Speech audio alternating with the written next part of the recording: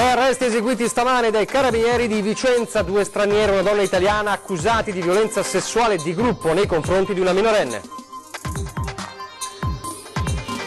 Legato al letto e picchiato fino alla morte per pochi soldi, Mestre sconvolta per la tragica fine di Giuseppe Nisticò, una vita come pizzaiolo, era in Tunisia in vacanza, già arrestati 2 presunti assassini. Maltempo e temperature di nuovo impicchiate, stamane già grandi nella zona di Valdobbiadene, colpita ancora l'area del Prosecco, gli esperti del settore preoccupati per la produzione in alcune zone. Stroncato da un tumore da appena 14 anni, Castello di Godego sotto shock per la fine del baby calciatore Samuele Vispo, la malattia riscontrata un anno fa. Auto in fiamme a Quinto di Treviso, distrutta la vettura di un medico, intervento dei vigili del fuoco per evitare il propagarsi delle fiamme, l'ennesimo episodio della Marca. Preoccupazione tra i residenti per i 127 migranti tornati all'ex caserma Serena a Treviso, temono che si possa tornare ai numeri di qualche mese fa, ma il sindaco rassicura situazione temporanea. Svelato il nome del futuro acquirente di Villa Emmo a Vedelago, si tratta di Vincent Gombon, uno degli uomini più ricchi d'Oltralpe, l'incontro con i vertici del credito trevigiano e del comune. Sabato 11 e domenica 12 maggio, 2 giorni di festa per la Pink Run, la corsa delle donne per raccogliere fondi da dare in beneficenza.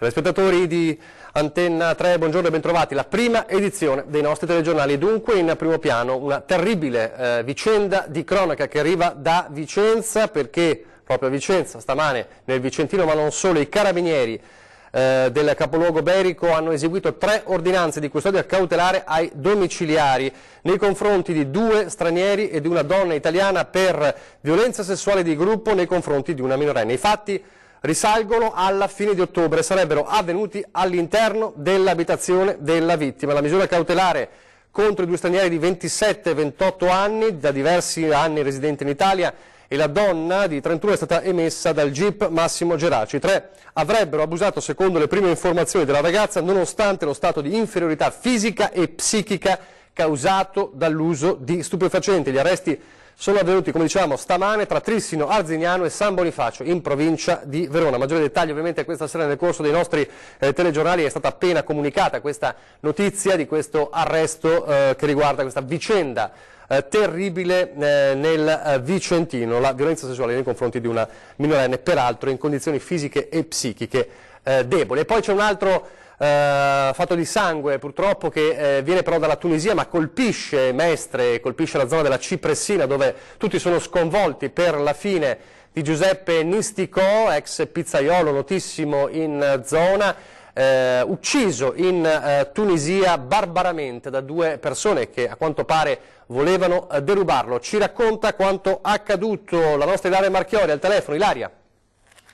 Buongiorno da Mestre. Giuseppe per tutti detto Pino, Nisticò, 71 anni, originario di Catanzaro ma veneziano d'adozione e residente a Mestre da molti anni, è stato ucciso durante un viaggio in Tunisia. È stato legato al letto, imbavagliato, picchiato a sangue fino alla morte. Sembrerebbe, secondo le prime indagini, per pochi contanti e un cellulare. Pensionato, Pino ha lavorato una vita come pizzaiolo, in particolare nel bar della stazione di Venezia Santa Lucia. Le autorità tunisine, a distanza di pochi giorni dall'accaduto, hanno arrestato i 2 presunti assassini, 2 giovani del posto, e almeno uno dei 2, a quanto si è potuto capire, era anche un amico di Nisticò. Il pensionato infatti lo conosceva, si fidava di lui, gli aveva aperto la porta senza sapere che in realtà si sarebbe presentato con un complice per poi rapinarlo e ucciderlo. Pino era partito per una vacanza con un amico, tutto è accaduto la sera del 25 aprile a Monastira, circa 160 km a sud di Tunisi. Secondo quanto ricostruito dagli investigatori locali, il suo compagno di viaggio si sarebbe allontanato per qualche ora lasciandolo solo e al suo ritorno avrebbe trovato davanti a sé quella macabra scena, lui sul letto imbavagliato con i segni su tutto il corpo. Ancora non è chiaro se sia stato colpito a mani nude o con un oggetto, questo sarà solamente l'autopsia a rivelarlo. La Farnesina, oltre a tenere aggiornati i familiari sullo sviluppo delle indagini, ha anche offerto loro supporto logistico e psicologico. Da Mestre è tutto, restituisco la linea allo studio. Grazie Ilaria Marchiori, lasciamo per un attimo la cronaca, o meglio parliamo del maltempo. Non sarà un weekend facile come quello scorso, peraltro per il maltempo, temperature in picchiata e piogge intense che potrebbero diventare anche grandine, come quanto accaduto stamattina, come vedete in questa foto, nella zona di Valdobbiadene, la zona quindi anche del prosecco di OCG, insomma la parte dove appunto viene coltivato il prosecco di OCG, una zona già colpita la scorsa settimana e quindi è stata colpita nuovamente. Questo ovviamente porta i produttori ma anche gli esperti del settore a interrogarsi su quanto accadrà nelle prossime settimane. Abbiamo raggiunto allora proprio stamane in zona Valdobbiadene un esperto del settore, un esperto di Condifesa, per capire gli effetti di questa nuova grandinata di oggi. Sentiamo le sue parole. La grandinata di oggi cosa è che dice? Dice che soprattutto sulla zona di Valdobbiadene è abbastanza localizzata, ma dice che l'instabilità di questi giorni sta portando un quadro meteoclimatico che è molto preoccupante. In particolare c'è un abbassamento termico importante previsto per i prossimi giorni, alla volta di domenica sera, lunedì, che per la fase fenologica in cui oggi si trovano le viti potrebbe essere, diciamo, pericoloso. Ecco, ci auguriamo che questo venga scongiurato, ma la neve che è scesa sotto i 600 metri e che è prevista tra l'altro una ripetizione per la giornata di domenica ci fa, diciamo, rimanere un po' con il fiato sospeso. Il prosecco potrebbe essere a rischio in alcune zone? Il prosecco sicuramente è a rischio in alcune zone, già la grandinata del 26 ha dato dei segnali, in zone fortunatamente, diciamo, comunque circoscritte e limitate. Abbiamo periziato degli appezzamenti dove nello stesso campo c'erano perdite del 90% e perdite del 10%, quindi ci auguriamo sempre che questi fenomeni possano essere localizzati, quindi anche se interessano una fascia ampia ci auguriamo che alla fine ci siano delle compensazioni, insomma, che ci portano ad avere comunque una produzione decente. Adesso la sanità, perché non si ferma la protesta anche nella Marca contro le scelte delle schede ospedaliere regionali. La CGIL è pronta a scendere in piazza il 5 di maggio. Di fronte ad una politica regionale che taglia i servizi, i posti letto e non investe nel territorio, diciamo basta. Così la CGIL ha deciso di scendere in piazza e protestare contro le schede ospedaliere della regione. L'appuntamento è per il 5 maggio alle 16 in piazza Giorgione a Castelfranco. La richiesta del sindacato è semplice. Chiediamo semplicemente di non tagliare alcun posto letto. La Regione si era impegnata nel 2012 ad attivare le strutture intermedie e tutti quei servizi nel territorio che potevano essere alternativi all'ospedale. Siccome non ha fatto nulla di tutto questo, noi diciamo: prima fate quelle cose lì e date la percezione chiara al cittadino che c'è un'alternativa all'ospedale, ma finché quell'alternativa non c'è non si deve toccare un posto letto. Sugli ospedali di Castelfranco e Montebelluna è un caos. Si tratta di un'operazione tampone, denuncia la CGIL, che nasconde un'altra operazione, la gradualità del passaggio allo IOV. Il legislatore regionale ha fatto una grande confusione, prima con le schede, poi passi indietro. Dal 2000 ad oggi, hanno sottolineato i vertici sindacali, i posti letti si sono dimezzati, passando da 876 a 468, non solo. Nei vari anni che si sono susseguiti dal 2008 in avanti si sono spesi e si stanno spendendo, perché i cittadini pagano ancora il canone di circa 49 milioni all'anno per la struttura ospedale di Castelfranco, e il rischio è quello che, oltre alle promesse fatte prima per convincere i cittadini e i sindaci di avere un ospedale, ora ci si ritrovi ad avere soltanto il canone da pagare. Dobbiamo pensare anche agli anziani, denuncia Barbiero. Siccome ormai gli anziani over 60 stanno sfondando la soglia del 30%, noi abbiamo la necessità di avere nel territorio i servizi e quindi l'ospedale serve per dare una risposta sulle tipologie di malattie croniche standard, in particolar modo per le persone anziane, in modo che ci sia la prevenzione, sia la cura, ma anche la riabilitazione. Se la situazione dovesse rimanere come è stata prospettata, il rischio è questo. Rischia che arriva lì, se gli va bene lo caricano in un'ambulanza e lo portano dove c'è un posto, o altrimenti, se gli va peggio, rischia di dover salire in macchina e andarsi a cercare un posto letto ospedaliero per un intervento banale di chirurgia. Torniamo alla cronaca giudiziaria. Ascoltata per oltre un'ora in tribunale la mamma dell'Eleonora Bottaro, la giovane padovana di Bagnoli di Sopra, morta di leucemia nel 2016. La donna, la mamma, ha raccontato, ha ribadito la ferma volontà della figlia di rinunciare alla chemioterapia. Eleonora Bottaro non voleva affrontare la chemioterapia. La 18enne di Bagnoli di Sopra, stroncata nel 2016 dalla leucemia, era convinta di poter guarire grazie alle cure alternative e sperimentali. Lo ha raccontato davanti al giudice del Tribunale di Padova la mamma della ragazza, ascoltata per oltre un'ora e mezza. I due genitori della giovane, che all'epoca della malattia aveva 17 anni, sono accusati di omicidio colposo per non aver sottoposto la figlia ai cicli chemioterapici. La madre però ha ribadito e difeso la volontà di Eleonora. Non voleva la chemioterapia. Se la faccio il mio corpo muore prima, avrebbe detto ai genitori, che, secondo quanto ricostruito dalla madre, avrebbero anche provato a parlare con lei della possibilità di fare la chemio. Il calvario di Eleonora era iniziato nel febbraio 2016, quando il medico di base ordinò il ricovero urgente della 17enne dopo aver visto i risultati degli esami del sangue. La malattia le venne comunicata nel giorno dell'anniversario della morte del fratello. La cosa scioccò la giovane. Secondo la madre, Eleonora voleva gestire il dolore senza antidolorifici e fu sempre categorica contro la chemio. Mesi durissimi per la ragazza, a cui si affiancò anche la vicenda legata alla potestà genitoriale. La morte sopraggiunse nell'agosto 2016 e per i genitori iniziò così la fase del processo.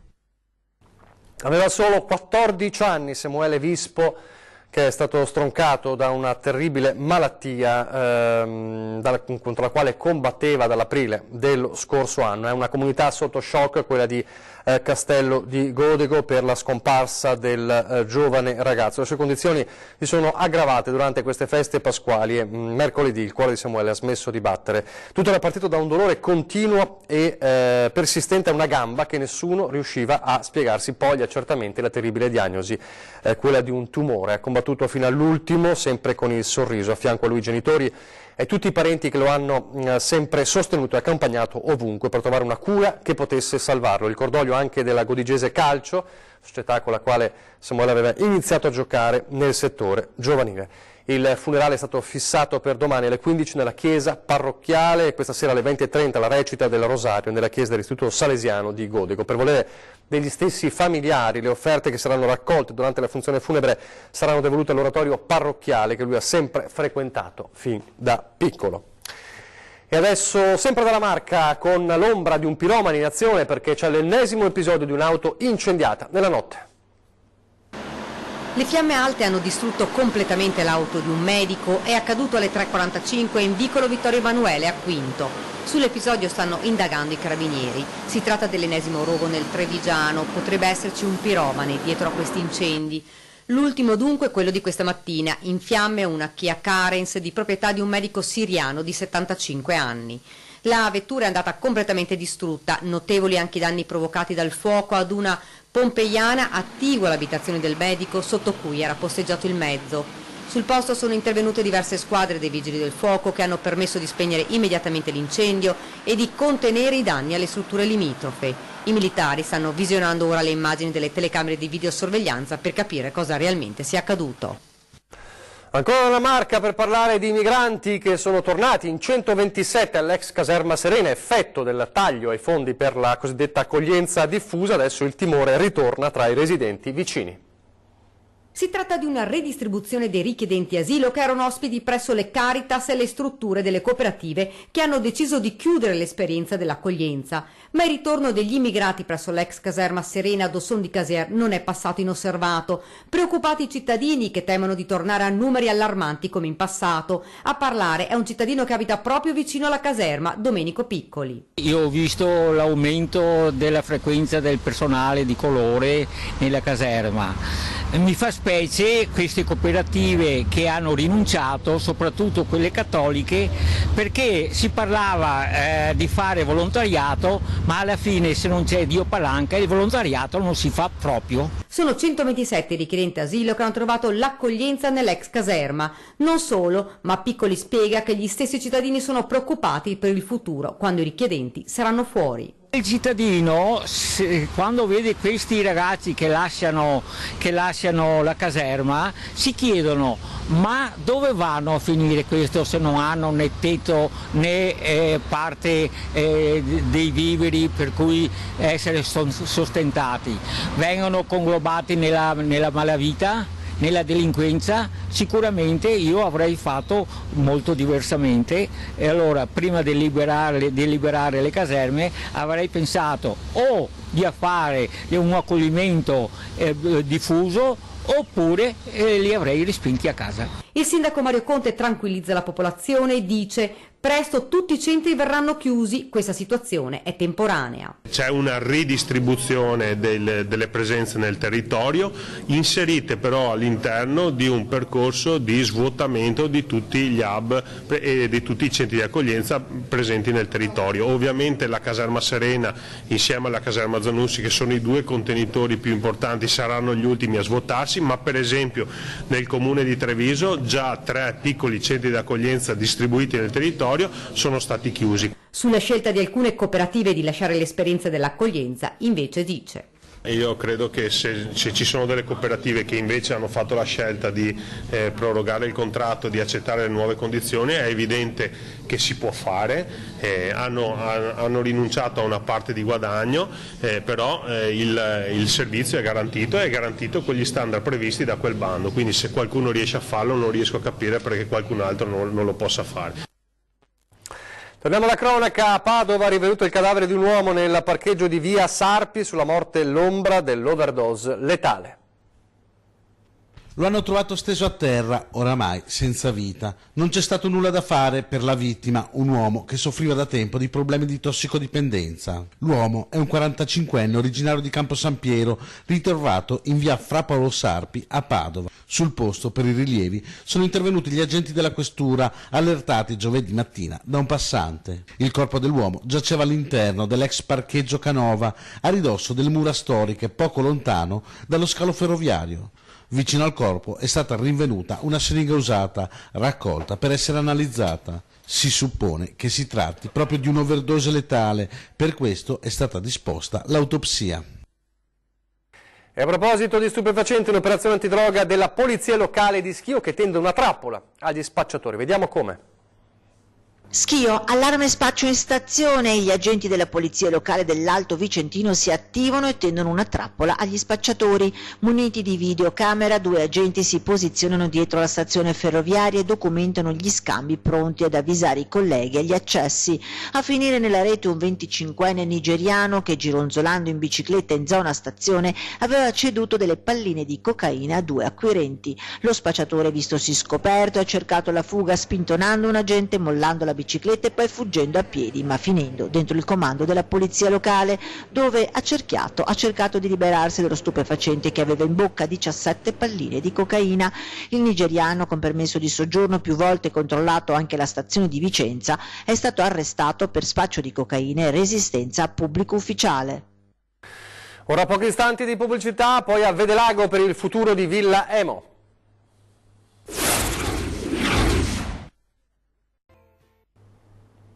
Eccoci in studio in diretta, dunque a Vedelago, perché ha finalmente un nome, un cognome, il futuro acquirente di Villa Emo, è uno degli uomini più ricchi di Francia. Ieri si è incontrato sia con i vertici del Credito Trevigiano che con il comune di Vedelago. Il magnate francese Vincent Gombault e la moglie Florence sarà la loro holding di famiglia ad acquistare Villa Emo a Vedelago, la storica dimora di Fanzolo che la banca di credito Trevigiano ha deciso di cedere, provocando polemiche andate avanti per mesi e non ancora assopite.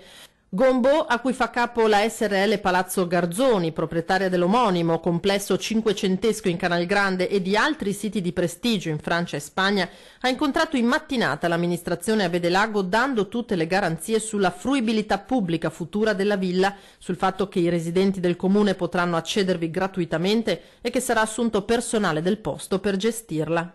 Ci ha chiarito le idee, ci ha spiegato cosa è nelle sue intenzioni, quale sarà il progetto futuro per Villa Emo, anche se oggi è ancora un progetto in itinere, però gli architetti ci hanno spiegato proprio lo studio che stanno cercando di fare per comprendere le origini del parco al borgo, quale potenziale sviluppo senza chiaramente snaturare, proprio perché la destinazione è completamente pubblica.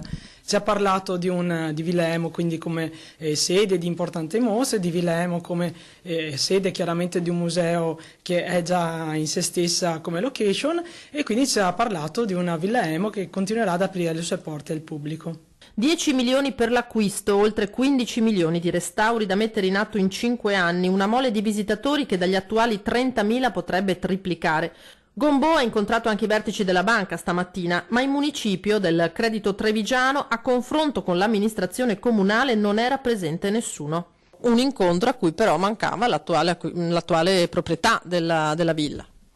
Allora, questa è stata una tematica che è stata un po' alla ribalta della cronaca negli ultimi mesi e che a nostro avviso meritava una condivisione maggiore.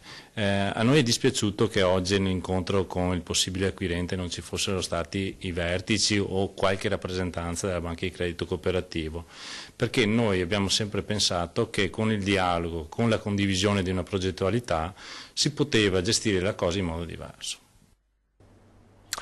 La Pink Run, la corsa al femminile, torna a Padova per la sua 10ª edizione, 2 le onlus scelte per la gara di solidarietà, la Lega Italiana per la lotta contro i tumori e l'Associazione Veneta per la lotta alla talassemia.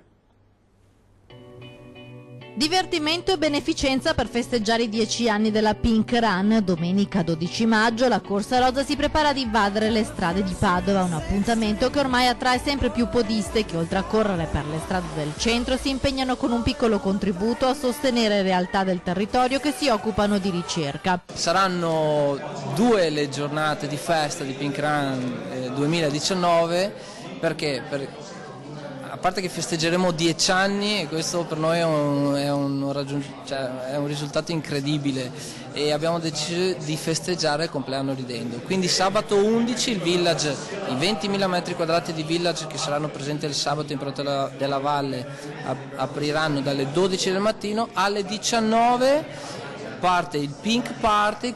Le onlus a cui quest'anno saranno devoluti i soldi delle iscrizioni sono l'Associazione Veneta per la lotta alla talassemia e la LILT, la Lega Italiana per la lotta ai tumori. Il lavoro di gruppo di tantissimi medici che per forza e per amore si dedicano a questi pazienti e si dedicano a affrontare giorno per giorno la complessità di una malattia cronica, di una malattia difficile, ma che offre una speranza nuova anche per i nuovi pazienti che nascono continuamente. Esiste tutto un altro gruppo di donne che hanno comunque una familiarità senza avere una mutazione genetica, ma perché grazie o a causa della familiarità e a causa anche di fattori ambientali che si interfacciano possono essere un pochino più a rischio rispetto alla popolazione generale. Ecco perché è giusto in un gruppo comunque selezionato di persone con queste caratteristiche offrire loro alcuni esami di sorveglianza. La manifestazione punta a superare l'ottimo risultato dell'anno scorso quando nonostante la pioggia corsero quasi 7.000 donne raccogliendo 65.000 euro. Appuntamento dunque in Prato della Valle domenica 12 maggio alle 18 per la partenza. Questo dunque è l'appuntamento della Pink Run. Per quanto riguarda invece un'altra corsa rosa molto importante con numeri record da iscrizione, ovvero a Treviso e Rosa, c'è una importante comunicazione perché doveva svolgersi questa domenica, invece viene slittata, avvisano gli organizzatori, a domenica 19 maggio, quindi fra 3 domeniche. Per il maltempo, insomma, abbiamo parlato, sarà un weekend con forte pioggia, quindi è stata spostata domenica 19 maggio la Treviso in rosa, confermata invece per sabato 4 maggio, cioè per domani, la distribuzione del kit di partecipazione. Dunque la Treviso in rosa andrà in scena il 19 di maggio, mentre la Pink Run che abbiamo appena visto sarà di scena l'11 e il 12 di maggio. Ore 13 fra pochissimo, l'appuntamento con la programmazione e poi 20:10 questa sera per tornare a parlare di politiche e di europee, ma non solo, avremo 2 candidati alla corsa delle europee del 26 maggio, avremo Valerio Zoggia che è con la lista di Forza Italia alle europee e il professor Antonio Silvio Calò, candidato con il Partito Democratico alle elezioni europee. Adesso le previsioni del tempo, grazie per averci seguito e arrivederci.